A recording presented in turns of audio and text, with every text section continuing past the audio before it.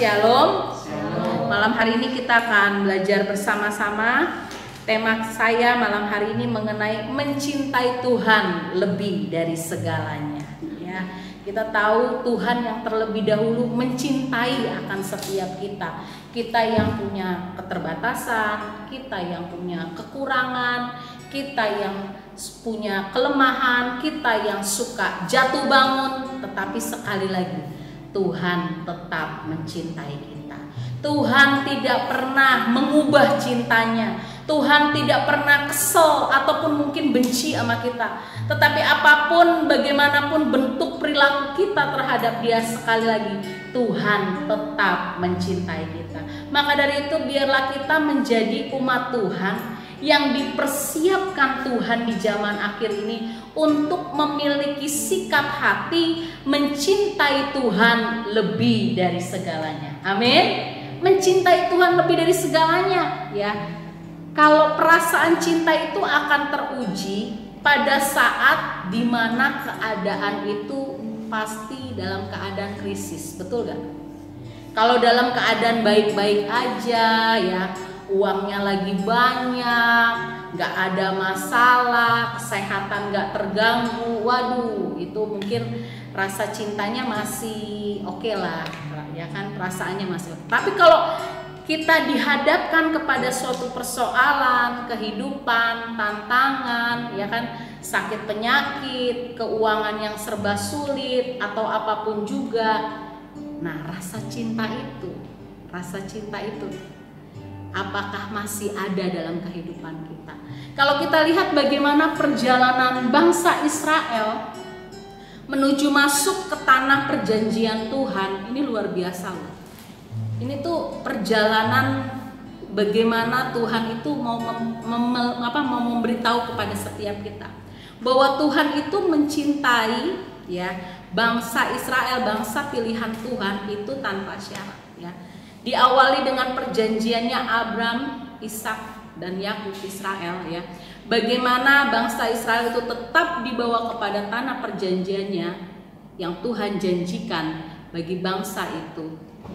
Di tengah perjalanan itu, bagaimana bangsa Israel, ya, pada saat mereka berada di Mesir, mereka menjerit, mereka merasakan kesakitan, mereka merasakan kesulitan, mereka merasakan penderitaan. Sekali lagi Tuhan mengingat akan perjanjiannya.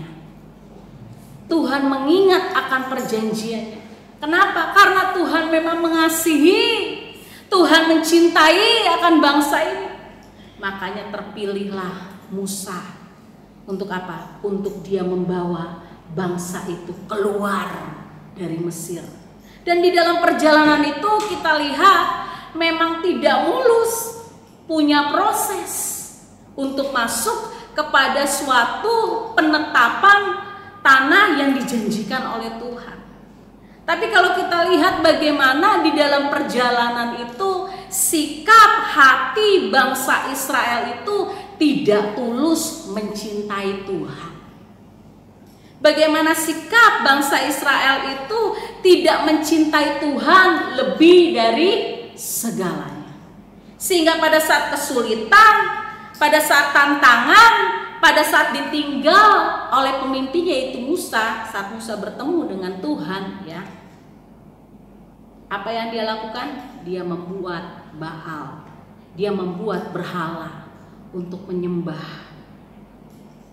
Dia merasakan suatu kehilangan, tapi dia lupa bahwasanya apa yang harus dia nantikan, dia harus menantikan Tuhan. Dia harus tetap menantikan Tuhan, dia harus memiliki sikap hati mencintai Tuhan lebih dari segalanya. Tetapi apakah itu mengubah rasa cinta Tuhan terhadap bangsa ini? Tidak. Tuhan tetap mencintai. Amin. Tuhan tetap mencintai. Bahkan mereka masuk kepada tanah perjanjian Tuhan. Mereka masuk kepada apa yang sudah Tuhan janjikan dalam kehidupannya. Meskipun ada orang-orang, kaum-kaum yang terpilih untuk masuk kepada tanah yang dijanjikan Tuhan. Begitu pula kita. Kita harus tahu bahwa hidupmu dan hidupku itu dicintai Tuhan tanpa syarat. Meskipun kita sering kali, acap kali ya, berulang kali kita melakukan kesalahan yang sama, Tuhan tidak pernah sekali lagi memungkiri cintanya buat kita.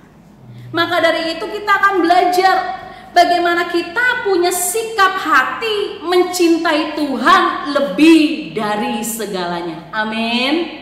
Lebih dari segalanya. Meskipun mungkin ya situasi ini kalau saya bilang ini udah udah kesulitan secara mendunia. Jadi bukan hanya keluarga kita yang ngadepin tantangan kesulitan, bangsa kita, seluruh dunia sedang bergoncang. Kesulitan ekonomi semuanya digoncang, ya. Apalagi wabah ini masih terus ditemukan cara bagaimana untuk ditemukan vaksin supaya berhenti. Tapi sekali lagi kita akan belajar malam hari ini, apapun boleh terjadi atas dunia ini, atas mungkin bangsa ini, apapun mungkin terjadi atas kehidupan kita secara pribadi. Tetapi malam hari yang indah ini, biarlah kita tetap memiliki sikap hati mencintai Tuhan lebih dari segalanya. Amin. Tantangan boleh datang, kesulitan boleh datang, apapun boleh mungkin kita hadapi. Tetapi ya saya yakin dan percaya bila kita menghadapi semuanya itu bersama Tuhan, maka kita akan menjadi lebih daripada pemenang. Amin. Kita buka di dalam Kisah Rasul 16 ya. Kita akan belajar bersama-sama ya. Kisah Rasul 16 ayat 19 sampai 26. Kisah Rasul 16 ayat 19 sampai 26 kita akan baca bergantian. Kepala penjara Filipi, ketika tuan-tuan perempuan itu melihat bahwa harapan mereka akan mendapat penghasilan lenyap, mereka menangkap Paulus dan Silas lalu menyeret mereka ke pasar untuk menghadap penguasa. Setelah mereka membawa keduanya menghadap pembesar-pembesar kota itu, berkatalah mereka, katanya, orang-orang ini mengacau kota kita ini karena mereka orang Yahudi. Dan mereka mengajar adat istiadat yang kita sebagai orang Rum tidak boleh menerimanya atau menurutinya. Ayat ke-22. Juga orang banyak bangkit menentang mereka. Lalu pembesar-pembesar kota itu menyuruh mengoyakkan pakaian dari tubuh mereka dan didera mereka. Setelah mereka berkali-kali didera, mereka dilemparkan ke dalam penjara. Kepala penjara diperintahkan untuk menjaga mereka dengan sungguh-sungguh. Sesuai dengan perintah itu, kepala penjara memasukkan mereka ke ruang penjara yang paling tengah dan membelenggu kaki mereka dalam pasungan yang kuat. Tetapi kira-kira tengah malam Paulus dan Silas berdoa dan menyanyikan puji-pujian kepada Allah, dan orang-orang hukuman lain mendengarkan mereka. Akan tetapi terjadilah gempa bumi yang hebat, sehingga sendi-sendi penjara itu riak, dan seketika itu juga terbukalah semua pintu dan perasaan belenggu mereka semua. Puji nama Tuhan. Kalau kita belajar bersama-sama, kita akan belajar dari tokoh yang luar biasa ya, yaitu Paulus dan Silas. Kita lihat di sini bagaimana Paulus saat dia dipanggil Tuhan, saat dia mengalami pertobatan yang sejati, Tuhan menjadikan dia ya sebagai hambanya yang benar-benar mencintai Tuhan lebih dari segalanya. Kenapa saya bilang dia mencintai Tuhan lebih dari segalanya? Karena dia nggak peduli. Meskipun dia ikut Tuhan, dia harus menderita. Meskipun dia ikut Tuhan harus tersiksa.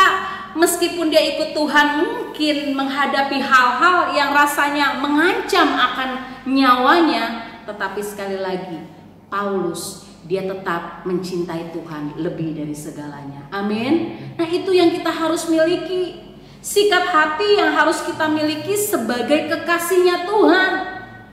Kalau kita tahu pasangan kita siapa? Tuhan Yesus Bapa di surga begitu mencintai kita, ya tanpa syarat. Nah, kita ini sebagai kekasihnya harus pula meresponi yang sama. Amin.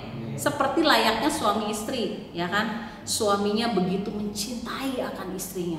Meskipun istrinya itu punya banyak kekurangan, banyak kelemahan, banyak hal-hal yang negatif, tetapi suaminya itu begitu sabar terhadap istrinya.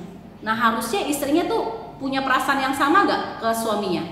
Iya harus. Itulah yang namanya pernikahan. Dimana satu pasang ini, suami dan istri, itu saling apa? Saling memiliki perasaan yang sama. Saling memiliki perasaan dimana mereka sama-sama saling mengerti, saling memahami, saling mencintai. Dan demikian pula kita dipersiapkan untuk memiliki hati mencintai Tuhan lebih dari segalanya. Maka dari itu kita akan lihat bagaimana Paulus dan Silas ya. Kalau kita baca dari ayat yang sebelumnya, bagaimana mereka itu sebelumnya itu melakukan pelayanan ya. Melakukan pelayanan ya. Nah, pada suatu ketika akhirnya apa? Akhirnya bagaimana dia menghadapi kesulitan pada saat di ayat yang ke-19 ketika tuan-tuan perempuan itu melihat bahwa harapan mereka akan mendapat penghasilan lenyap, mereka menangkap Paulus dan Silas lalu menyeret mereka ke pasar untuk menghadap penguasa. Nah, pada suatu ketika si Paulus dan Silas ini dalam perjalanannya ya, ada hamba perempuan, dia memiliki roh tenung ya. Dia memiliki suatu guna-guna ya. Nah, si hamba perempuan ini tuh dimanfaatkan sama si tuan-tuan ini. Tetapi Paulus dan Silas sekali lagi dia dipenuhi kuasa Tuhan. Dia dipenuhi kuasa Tuhan sehingga apa? Sehingga hamba perempuan yang memiliki roh tenung ini akhirnya apa? Akhirnya dilepaskan oleh kuasa Tuhan. Karena si Paulus ini didoakan.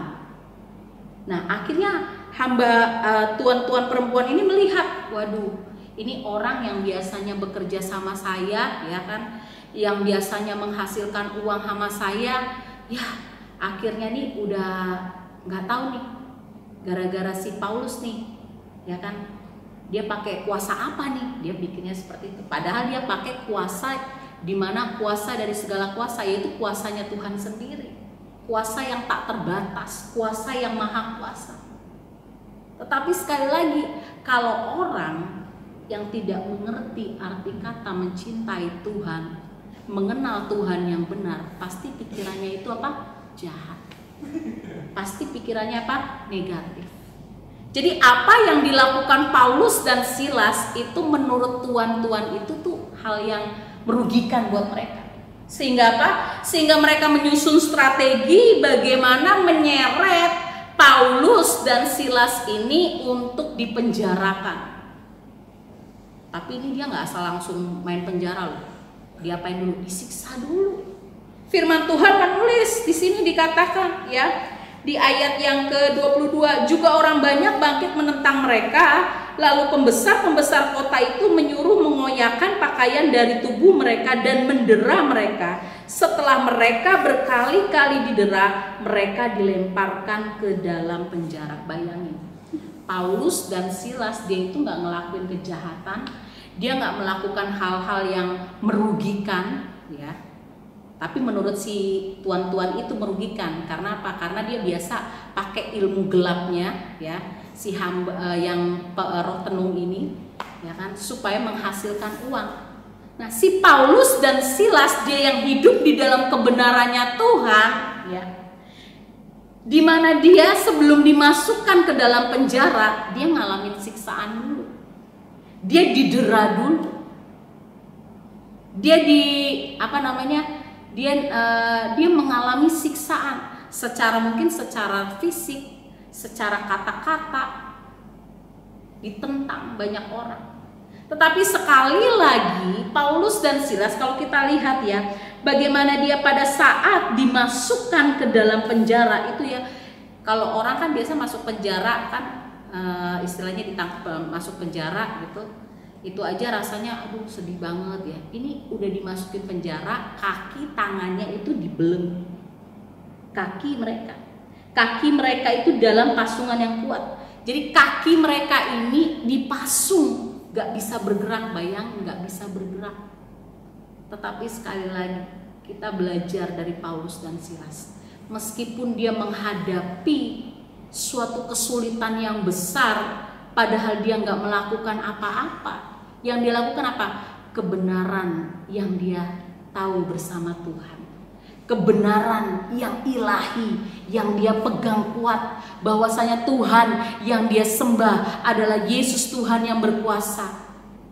Itu dia melakukan hal-hal seperti itu, tapi itu tidak menyurutkan dan melunturkan iman dia. Dia tetap mencintai Tuhan lebih dari segalanya. Apa sih buktinya?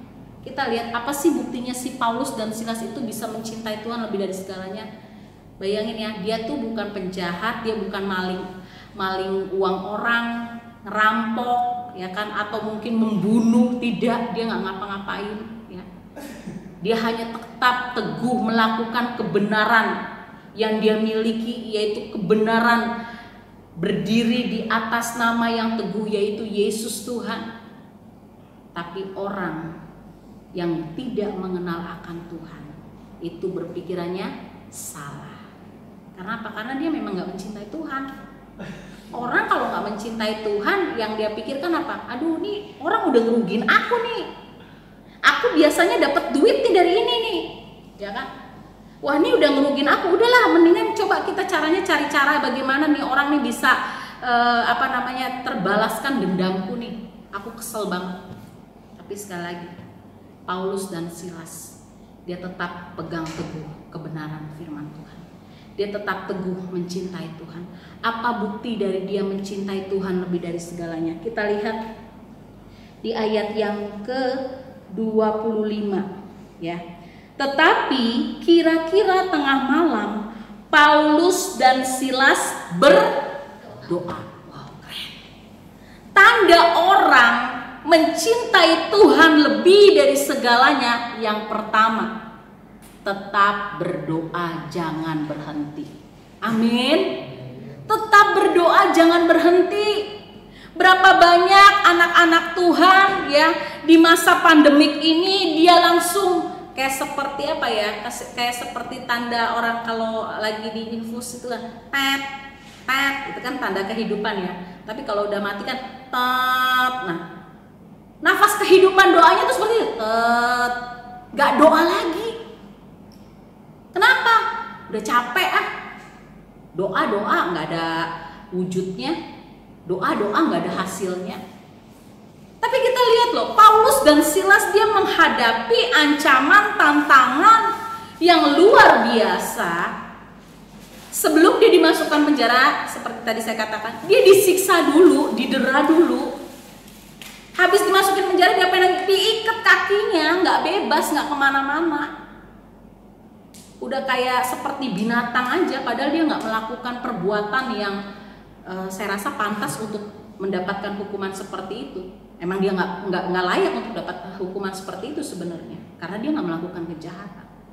Tetapi bukti rasa cinta dia kepada Tuhan lebih dari segalanya membuat Paulus dan Silas tetap berdoa tidak berhenti. Amin. Jadi di dalam kesakitannya, saya rasa habis didera ya, habis digebukin, sakit gak badannya? Sakit. Dia bukan hanya sekedar digebukin, dikata-katain, dicaci maki. Ya, bagaimana telinganya itu mendengar akan sampah-sampah dari omongan orang. Tapi dia begitu bisa menetralisirkan itu, tidak memasukkan sampah itu ke dalam hatinya loh. Karena apa? Karena dia mencintai Tuhan lebih dari segalanya. Amin. Dia anggap deraan itu, ya Tuhan, terima kasih. Dia anggap cacian itu, ya Tuhan, terima kasih. Karena dia tahu Tuhan itu udah terlebih dahulu mencintai dia. Amin. Seperti yang tadi saya katakan, Tuhan sudah terlebih dahulu mencintai kita. Dia sudah korbankan dirinya di atas kayu salib. Disalibkan untuk menebus dosa saya dan saudara. Maka dari itu sikap hati Paulus, bagaimana dia bisa mencintai Tuhan lebih dari segalanya. Yang pertama, dia tetap berdoa dan tidak berhenti. Itulah yang membuat perasaannya dia itu semakin mencintai Tuhan. Mari anak-anak Tuhan, jangan pernah stop berdoa. Amin. Jangan pernah stop. Meskipun mungkin kau lihat saat ini kenyataannya tidak sesuai apa yang kau harapkan. Meskipun mungkin sudah lama nih waktunya aku berdoa, sudah bertahun-tahun, Tuhan apa jawabannya dong? Tapi kalau engkau mencintai Tuhan lebih dari segalanya, kau tidak akan pernah berhenti berdoa. Amin. Kita nggak akan pernah berhenti berdoa. Karena doa itu apa? Kalau di dalam Efesus 6 ayat 18 dikatakan, dalam segala doa dan permohonan berdoalah setiap waktu di dalam roh, dan berjaga-jagalah di dalam doamu itu dengan permohonan yang tak putus-putusnya untuk segala orang kudus. Firman Tuhan mengingatkan kita untuk kita berdoa setiap waktu di dalam roh. Karena doa itu adalah komunikasi kita sama Tuhan. Doa dimanapun engkau berada. Saat engkau menyetir, saat engkau mengendarai, saat engkau melakukan segala aktivitasmu, kau tetap berdoa. Minta hikmat sama Tuhan. Dan doa itu merupakan bentuk pertahanan kita. Amin. Kita berjaga-jaga atas diri kita. Karena kita nggak tahu ke depan ini akan terjadi apa dalam hidup kita. Tetapi saat kita berdoa, Tuhan, Kau yang memprotek aku, Kau yang melindungi aku, Tuhan luputkan yang tadinya kita harus celaka di depan. Karena kita terus berdoa, kita minta proteksinya Tuhan, kita terjaga dalam lindungan Tuhan. Amin. Kita berdoa. Jadi doa jangan hanya sekedar pada saat makan, pada saat mungkin bangun tidur atau mungkin kita mau tidur. Berdoalah setiap saat, berdoalah setiap waktu. Amin. Apapun itu, mungkin kalau tiba-tiba perasaanmu lagi gundah gulana, engkau berdoa, Tuhan tolong aku, beri aku kekuatan. Kita lihat Paulus dan Silas, dia tidak mengizinkan untuk imannya itu tercemar. Dia tidak mengizinkan untuk perasaannya itu tercemar. Karena apa? Dia mau biar apapun yang terjadi dalam kehidupannya, dia mau tetap mencintai Tuhan lebih dari segalanya. Berarti ciri-ciri orang yang mencintai Tuhan lebih dari segalanya, sekali lagi yang pertama, dia tetap berdoa, tidak berhenti. Amin. Jadi never stop, ya. Tetap berdoa. Meskipun kita mungkin doanya singkat, atau Tuhan tuh sebenarnya apa ya? Bukan dengan kata-kata yang mungkin sepertinya seolah-olah panjang dan no, kata-kata yang keluar dari hati loh. Kata-kata yang keluar dari hati. Tuhan, terima kasih. Aku bersyukur. Kita cuma keluar kata-kata itu aja, itu menyentuh hati Tuhan loh. Dari hati. Jadi bukan panjang lebarnya ya, kalimatnya atau katanya harus pakai apa sesuai dengan tatanan bahasa baku Indonesia. No. Tuhan tahu saat engkau mengeluarkan doamu di hadapan Tuhan, itulah bentuk komunikasimu bersama Tuhan.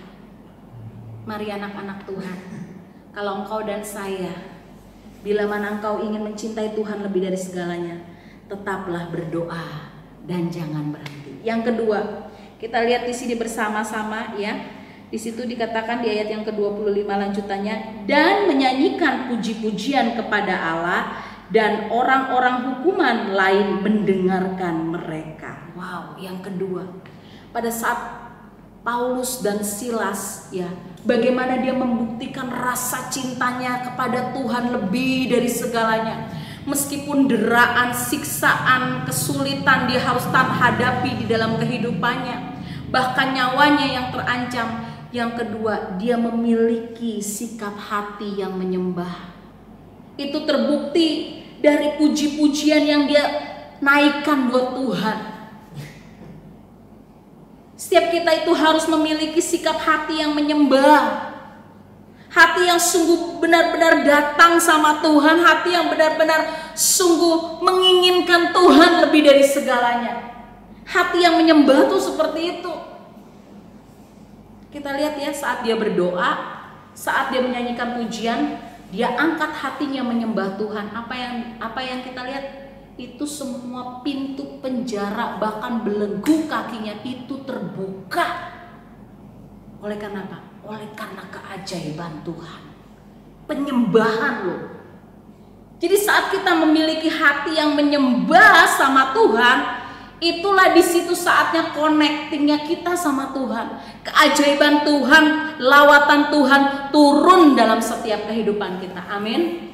Meruntuhkan, melepaskan setiap belenggu yang ada dalam kehidupan kita.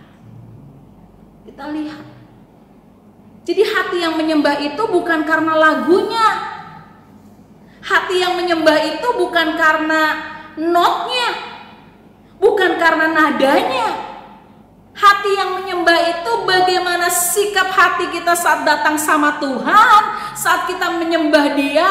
Bener gak nih pusat pikiran kita, pusat hati kita saat kita bernyanyi itu sama Tuhan? Seringkali kan ya, mungkin karena saking nadanya lagunya enak ya, tapi pikirannya gak ke Tuhan. Kelihatannya aja nyanyi, hatinya gundah gulana, pikirannya mungkin mikirin yang lain. Sikap hati yang menyembah itu jadi bukan dilihat dari lagu, tetapi bagaimana pikiran dan hati kita sinkronisasikan kepada perasaannya Tuhan. Amin. Maka kita lihat kuasa dari doa penyembahan Paulus dan Silas itu menghasilkan terobosan keajaiban yang luar biasa. Membuat gempa akan penjara itu, menggetarkan penjara itu, melepaskan akan setiap belenggu yang ada. Wow, keren banget. Mari, kalau kita memiliki sikap hati yang mencintai Tuhan lebih dari segalanya, kita harus punya hati yang menyembah. Amin. Punya hati yang menyembah. Punya hati yang gak main-main. Artinya saat kita nyembah Tuhan tuh bener-bener gak boleh tuh pikirannya tuh jangan sampai, kalau sampai mungkin terasuki atau diintimidasi oleh hal-hal yang lain, kita langsung cepet, Tuhan tolong nih, pegang nih pikiran kita. Dalam nama Yesus, Tuhan, aku mau menyembah Tuhan. Jangan biarkan pikiranku Tuhan taklukkan, tundukkan pikiranku. Hanya pikiran Kristus yang boleh meraja dalam kehidupanku. Harus seperti itu saudara, kita harus perangi. Sehingga saat kita menyembah Tuhan, kita connectingnya memang benar-benar sama Tuhan. Karena di dalam 1 Samuel 12 ayat 24, 1 Samuel 12 ayat 24 dikatakan seperti ini, hanya takutlah akan Tuhan dan setialah beribadah kepadanya dengan segenap hatimu, sebab ketahuilah betapa besarnya hal-hal yang dilakukannya di antara kamu. Jadi untuk memiliki sikap hati yang menyembah sama Tuhan, itu saat kita datang sama Tuhan itu ya, mungkin saat engkau di rumah, saat engkau di pekerjaan, saat engkau di rumah Tuhan, itu harus benar-benar dengan segenap hati. Kayak memiliki suatu hasrat ya.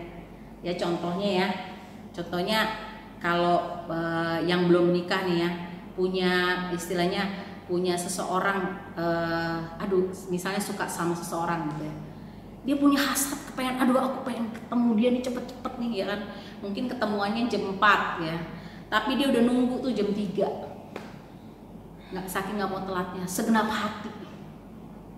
Itu sama orang loh. Apalagi sama Tuhan. Amin.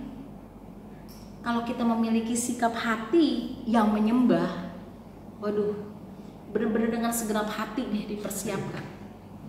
Tuhan nih, aku mau bertemu dengan Engkau, aku udah gak sabar lagi Tuhan mau menyembah Tuhan, aku udah gak sabar lagi masuk dalam hadirat Tuhan, aku gak sabar lagi Tuhan untuk dengan segenap kehidupanku aku datang kepada memberikan puji-pujian penyembahan yang terbaik buat Tuhan. Itu kita persiapkan. Jadi untuk membuktikan cinta kita kepada Tuhan lebih dari segalanya, yang kedua, milikilah hati yang menyembah. Amin. Hati yang menyembah. Kalau saat ini kita masih main-main, ya, kita masih kadang-kadang suka Tuhan gak kelihatan ini. Mungkin kita pikirannya kayak begitu. Padahal Tuhan itu maha tahu, maha lihat. Kitanya aja mungkin secara kasat mata gak ngelihat, tapi Dia lihat dan Dia tahu kedalaman hati kita. Maka dari itu kita sebagai umatnya Tuhan, kekasihnya Tuhan, mari kita belajar untuk kita memiliki hati yang menyembah. Amin. Sehingga kita nggak main-main sama Tuhan. Kita datang sama Tuhan tuh kita nggak main-main. Kita nggak pikirannya itu melenceng kemana. Kita nggak hatinya tuh memikirkan hal-hal yang lain. Kita benar-benar mempersiapkan dengan segenap hati. Karena seperti apa yang dikatakan di dalam 1 Samuel 12 ayat 24, takutlah akan Tuhan. Jadi orang yang memiliki hati yang menyembah, dia hidupnya takut Tuhan. Amin. Dia takut Tuhan. Dia takut Tuhan.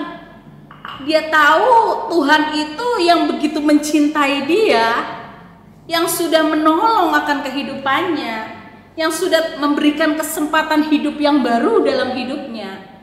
Makanya dia hidupnya takut akan Tuhan. Dan di situ dikatakan apa di 1 Samuel 12 ayat 24, dia beribadah kepada Tuhan dengan segenap hati. Jadi orang yang memiliki hati yang menyembah kepada Tuhan, dia saat datang masuk dalam hadirat Tuhan dengan segenap hati dia berikan buat Tuhan. Amin. Kita belajar bagaimana bangsa Israel, ya, saat dia diajarkan, ya, untuk mempersembahkan korban itu nggak asal-asalan. Memberikan menyiapkan korbannya itu aja tuh nggak boleh sembarangan, harus yang terbaik. Dan yang membakar itu aja imam. Itu ada tatanannya. Makanya kita pun harus belajar sebagai kekasihnya Tuhan. Saat kita datang masuk dalam rumah Tuhan, kita sungguh-sungguh mempersiapkan kehidupan kita. Nggak asal-asalan kita datang sama Tuhan. Amin. Karena orang yang memiliki hati yang menyembah sama Tuhan, saya yakin dan percaya, dia beribadah sama Tuhan dengan segenap hatinya.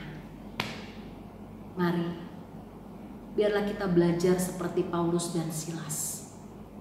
Saat dia menaikkan puji-pujian buat Tuhan, penjara, di situ firman Tuhan menuliskan apa? Gempa bumi yang hebat. Bayang, gempa bumi. Wow, kuasa penyembahannya begitu kuat. Itu karena apa? Karena hatinya. Hatinya itu terkoneksi sama hatinya Tuhan. Tuhan sedih gak saat melihat Paulus dan Silas itu didera? Sedih. Tuhan sedih gak saat mereka itu dipasung kakinya? Sedih. Tapi ada waktunya, kairosnya Tuhan terjadi. Terjadinya saat kapan? Saat Paulus dan Silas dia berdoa, tidak berhenti.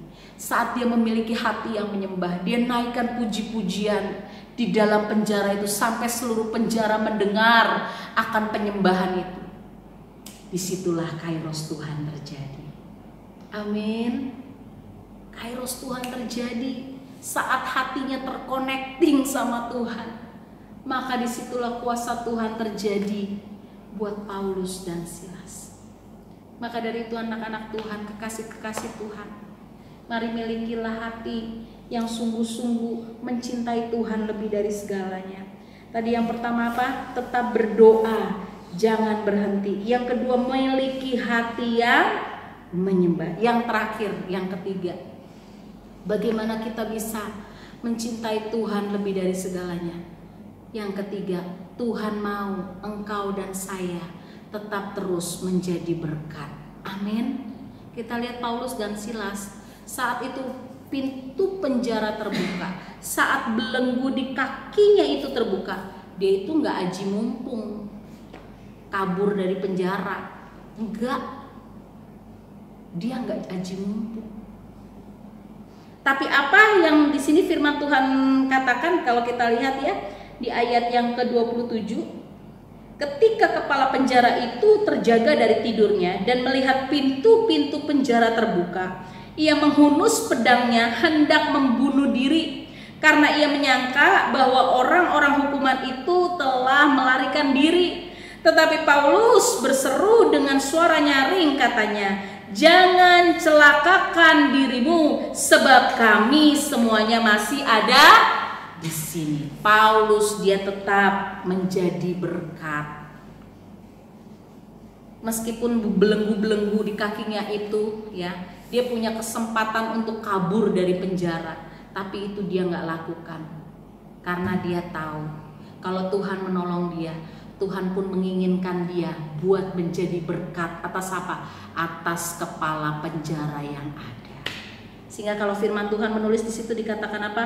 Kepala penjara itu beserta keluarganya menerima Yesus Tuhan dan dibaptis. Wow, keren banget. Tuhan mau kita pun di masa-masa pandemik ini, ya meskipun kita serba sulit, serba terbatas, serba apapun juga, tetapi Tuhan mengingatkan kita, kalau engkau mencintai aku anakku, kata Tuhan, kalau kita mencintai Tuhan lebih dari segalanya, tetaplah jadi berkat. Amin. Jadi berkat itu tidak menunggu saat kita kaya. Jadi berkat itu tidak menunggu saat kita punya segalanya. Lihat Paulus, dia masih dalam penjara, tetapi dia tetap jadi berkat. Dia bisa nggak kesel sama kepala penjara ini? Bisa. Dibiarinin aja tuh kepala penjaranya mau bunuh diri, ya kan? Tapi dia nggak lakukan itu. Dia mau hidupnya jadi berkat. Maka saat kepala penjara itu dia mau bunuh diri, dia katakan, "Stop, jangan. Kami semua masih ada di sini." Dia mau hidupnya jadi berkat. Dan terbukti saat dia menjadi berkat, bukan hanya kepala penjara saja yang diselamatkan, tetapi seluruh keluarganya dibawa bagi kemuliaan Tuhan. Amin. Jadi kita pun harus seperti itu. Jadi berkat di masa-masa era pandemik ini, itu memang gak mudah. Semua orang lagi lagi terus melakukan banyak hal kebaikan. Tetapi firman Tuhan menginginkan setiap kita untuk apa? Tetaplah jadi berkat. Karena di dalam Galatia 6 ayat 9 dikatakan apa? Janganlah kita jemu-jemu berbuat baik, karena apabila sudah datang waktunya kita akan menuai jika kita tidak menjadi lemah. Jangan lemah, amin. Untuk melakukan sesuatu kebaikan, untuk melakukan suatu hal yang baru yang Tuhan berikan dalam kehidupanmu, mungkin kita akan ketemukan banyak tantangan. Orang mungkin gak suka sama kita, atau orang mungkin menghujat kita. Tetapi sekali lagi, kalau kita tidak jemu-jemu melakukan hal yang baik di hadapan Tuhan, kita akan apa? Menuainya, asalkan engkau dan saya tidak menjadi lemah. Tetaplah berbuat baik, tetaplah jadi berkat. Meskipun kita menolong orang, orangnya nggak pantas ya untuk ditolong. Tapi sekali lagi, kalau hidup kita jadi berkat, Tuhan yang disenangkan. Karena apa? Itu meningkatkan kadar cinta kita sama Tuhan. Bagaimana cara kita untuk membuktikan bahwa kita mencintai Tuhan lebih dari segalanya? Yang pertama, tetap berdoa, jangan berhenti. Yang kedua, milikilah hati yang menyembah kepada Tuhan. Dan yang ketiga, tetap terus jadi berkat dimanapun kita berada. Puji nama Tuhan, Tuhan Yesus memberkati.